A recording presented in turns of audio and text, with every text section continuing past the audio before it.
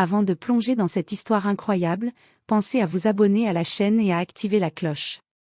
Ici, chaque récit a quelque chose à dire, et vous ne voudrez pas en manquer un seul. Dans les couloirs de Lincoln High School, le sol brillait d'un faux éclat, comme si l'école tentait de masquer les vérités moins reluisantes qui y circulaient. Un nouveau trimestre venait de commencer, et l'air était chargé d'une tension habituelle, celle des réputations à préserver et des cibles à désigner. Les élèves déambulaient dans un brouhaha constant, entre casiers claqués et éclats de voix, mais ce jour-là, une énergie différente flottait dans l'air.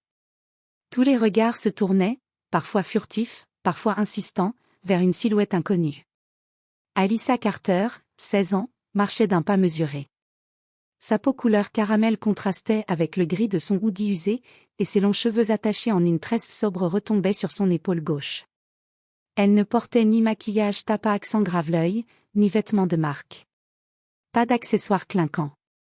Juste un regard calme et déterminé, presque trop silencieux pour ce lieu plein de vacarme. Elle venait de Détroit, et c'était tout ce que les rumeurs avaient réussi à tirer de son dossier administratif. Certains disaient que ses parents étaient morts. D'autres prétendaient qu'elle avait été virée de son ancien lycée pour bagarre. La vérité ? Personne ne la connaissait. Et Alyssa ne semblait pas vouloir la livrer. Elle marchait avec des écouteurs vissés aux oreilles, mais elle n'écoutait pas réellement de musique. C'était une barrière. Une façon de créer une distance. De rester dans son propre espace. Elle observait, elle analysait comme on lit une salle avant un combat. Ce que ses camarades ignoraient, c'est que sous cette apparence calme se cachait une discipline forgée dans le feu. Dès l'âge de 8 ans, Alyssa avait été initiée à la boxe anglaise dans un gymnase défraîchi de l'East Side, où la sueur s'incrustait dans les murs et où les sacs de sable pendaient comme des adversaires silencieux. Son père, Julius Carter, ancien champion poids moyen au palmarès oublié du grand public, lui avait appris à respirer sous la pression, à encaisser sans plier, à se tenir droite même quand la vie frappait plus fort que n'importe quel poing. Mais Lincoln High n'était pas un ring. Ici, les combats étaient plus insidieux. Pas de gants, pas d'arbitre, pas de règles. Les coups étaient verbaux, sociaux, psychologiques. Et ceux qui les portaient étaient souvent les plus populaires. Le lycée était dirigé de l'ombre par un trio redouté, Madison Brooks, l'abeille reine au sourire empoisonné, fille d'un avocat influent, belle, riche, cruelle. À ses côtés, comme des ombres complaisantes, Brianna Harper, toujours la première à rire, et Chloé Ramirez, dont les remarques cinglantes laissaient des cicatrices invisibles. Ce trio régnait avec une précision chirurgicale. Leur cible préférée, les élèves sans clan, sans statut, sans défense. Les trop timides, les trop pauvres, les trop différents. Pour elles, la souffrance des autres n'était pas une faute, mais un passe-temps. Un rite. Une manière de réaffirmer leur pouvoir. Le deuxième jour, Alyssa s'assit seule à la cafétéria, dos au mur, face à la salle. Instinct de boxeuse. Elle sortit un sandwich emballé à la main, simple pain complet, fromage fondu, jambon. Elle baissa la tête, silencieuse. La cafétéria, bruyante quelques instants plus tôt, sembla ralentir, comme si les regards anticipaient le moment. Madison approcha. Chaussures de marque, sac à main griffé, lèvres étirées en un sourire d'actrice. Elle avait repéré la nouvelle dès le premier jour, mais elle aimait attendre le bon moment. Créer le spectacle. On dirait que quelqu'un n'a pas lu le manuel de survie ici, lança-t-elle d'un ton doucereux. Elle prit le gobelet de jus d'orange posé sur le plateau d'Alyssa et le renversa d'un geste précis, presque théâtral. Le liquide se répandit sur le sandwich, sur les genoux d'Alyssa, sur la table. Un silence tendu tomba dans un rayon de 10 mètres. Quelques rires nerveux fusèrent. Les autres observaient, espérant ne pas être la prochaine cible. Alyssa ne bougea pas tout de suite. Elle regarda le désastre, lentement. Puis, méthodiquement, elle sortit une serviette de papier, tapota ses genoux, ses doigts, essuya la table. Aucun mot. Aucune émotion. Ce calme dérouta Madison. Tu comptes rien dire ? Même pas un merci pour le spectacle, lança Chloé, en croisant les bras. Mais Alyssa ne leva même pas les yeux. Elle nettoyait. Comme si elle n'existait pas. Comme si, dans sa tête, elle était ailleurs, dans un ring, peut-être. en train d'évaluer le poids de leurs gestes, leur vitesse, leur rage inutile. Ce jour-là, personne ne comprit pourquoi cette nouvelle n'avait pas réagi. Mais une chose devint claire, ce silence-là n'était pas de la peur. C'était de la maîtrise. Et Madison, sans le savoir, venait de réveiller quelque chose qu'elle ne pouvait pas contrôler. Les jours suivants furent un déferlement de petites cruautés. Madison, vexée de ne pas obtenir la réaction qu'elle attendait, décida de passer à la vitesse supérieure. Le lundi, la trousse d'Alyssa disparut mystérieusement pendant le cours de géométrie. Le mardi, son sac à dos fut retrouvé dans les toilettes des garçons, trempé jusqu'à l'os. Le mercredi, une photo d'elle assise seule à la cafétéria, retouchée pour la faire passer pour une sans-abri, fut imprimée et collée sur la porte de toutes les salles de classe avec le mot « invisible » en majuscules rouges. Mais rien. Pas un cri. Pas une larme. Pas une plainte. Alyssa demeurait impassible. Elle arrivait à l'heure, s'asseyait au fond de la classe, prenait des notes, et repartait comme une ombre. Aucun professeur ne comprenait pourquoi elle ne disait rien. Aucun élève n'osait la défendre. Madison jubilait, en apparence. Mais le silence d'Alyssa la rongeait plus que les cris l'auraient satisfaite. Elle avait besoin de voir une faille. Une larme. Une colère. Un signe qu'elle avait le contrôle. Et quand le vendredi arriva, Madison avait atteint un seuil. Ce jour-là, la colère prit le pas sur la stratégie. Le couloir du gymnase était vide, ou presque. Les cours de sport venaient de se terminer, et les échos de voix résonnaient encore dans les vestiaires. C'est là que Madison et ses deux complices, Brianna et Chloé, avaient tendu leur piège. Elle savait qu'Alyssa passerait seule, comme toujours.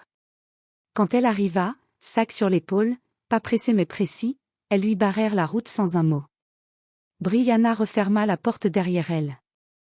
Le couloir se fit silencieux. Alyssa ralentit. Elle les regarda à peine. Elle connaissait cette mise en scène. Elle en avait vu d'autres, dans d'autres lieux. Mais cette fois, elle savait qu'elles étaient allées trop loin. Madison s'approcha, son visage tendu. « Tu vas parler maintenant, petite souris ?» Elle la poussa violemment contre les casiers, le bruit métallique résonna dans le couloir comme une cloche annonçant le début d'un combat. Alyssa sentit le froid de la tôle dans son dos. Elle ferma les yeux une seconde. Elle aurait pu céder. Elle aurait pu crier. Mais son père lui avait appris une chose. Ne rends jamais un coup avec la colère. Rends-le avec conscience. Brianna s'empara de la bandoulière de son sac et tira dessus, pensant la déséquilibrer. Mais ce fut Alyssa qui releva lentement la tête, cette fois, vraiment. Ses yeux croisèrent ceux de Madison. Froid. Calme. Insondable. Comme la surface d'un lac avant une tempête. « Vous ne voulez pas faire ça, dit-elle d'une voix basse, posée, presque douce. Un silence tomba. Madison eut un léger recul. Ce ton? Ce regard, quelque chose clochait. Mais elle ignora son instinct. Aussi, je crois que si, cracha-t-elle avec un rire mauvais. Et elle leva la main, paume ouverte, prête à frapper. Ce fut alors que le monde ralentit. Alyssa bougea avec la fluidité d'une boxeuse entraînée. Elle esquiva d'un léger déplacement de tête, pivotant sur son pied arrière, comme si elle avait dansé cette scène 1000 fois. Son bras partit dans un mouvement net, une droite sèche, parfaitement ciblée, qui frappa l'épaule de Madison, juste entre le muscle et la clavicule. Un coup de boxe. Pas de haine. Juste de la maîtrise. Madison perdit l'équilibre et s'écroula au sol avec un cri étranglé, surprise autant par la douleur que par la vitesse.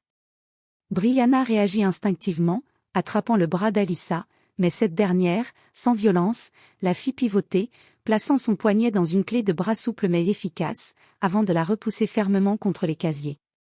Brianna gémit, sidérée. Chloé, elle, recula instinctivement. Son visage pâlit. Ses mains tremblaient.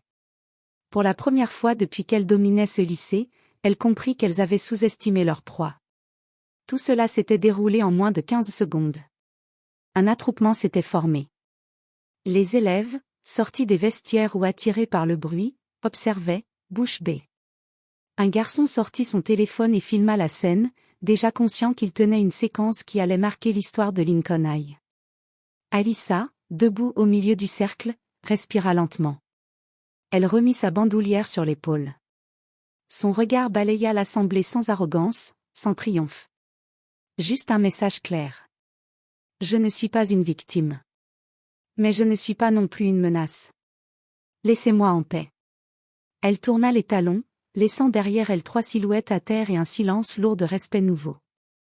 La vidéo avait fait le tour du lycée en moins de 24 heures. Sur tous les écrans des smartphones, la scène tournait en boucle, la rapidité d'Alyssa, son calme glacé, la chute brutale de Madison. Les réseaux sociaux internes du lycée s'enflammèrent. Certains élèves criaient à la vengeance, excités à l'idée d'une revanche prochaine. D'autres, plus nombreux, admiraient déjà Alyssa, fascinés par cette jeune fille qui, sans crier gare, avait brisé le cycle de la peur. Dans les couloirs, les chuchotements avaient changé de ton. Son nom circulait avec un mélange de respect et de curiosité. Des visages auparavant indifférents détournaient les yeux, tandis que certains lui lançaient des regards admiratifs, presque reconnaissants. Mais au-delà du tumulte, une voix plus grave et institutionnelle se fit entendre. Le lundi matin, Alyssa fut convoquée au bureau de la directrice, Mrs. Thompson, une femme au visage sévère mais juste, connue pour son exigence envers le comportement des élèves. La porte se referma doucement derrière Alyssa. Mrs. Thompson, les mains croisées, lui tendit une tablette sur laquelle elle avait déjà visionné la vidéo plusieurs fois. « Tu aurais pu les blesser gravement » commença-t-elle, la voix mêlée d'inquiétude et d'un soupçon d'admiration. Alyssa croisa ses mains sur ses genoux, les yeux baissés un instant avant de relever le regard. « Je sais me contrôler, madame. » Mrs. Thompson soupira, visiblement impressionnée par la précision et la maîtrise des gestes d'Alyssa. « Qui t'a appris à te battre comme ça ?» Un léger sourire passa sur les lèvres d'Alyssa, accompagné d'une pointe de nostalgie. « Mon père. J'ai été championne junior nationale. Mais je ne voulais pas me battre.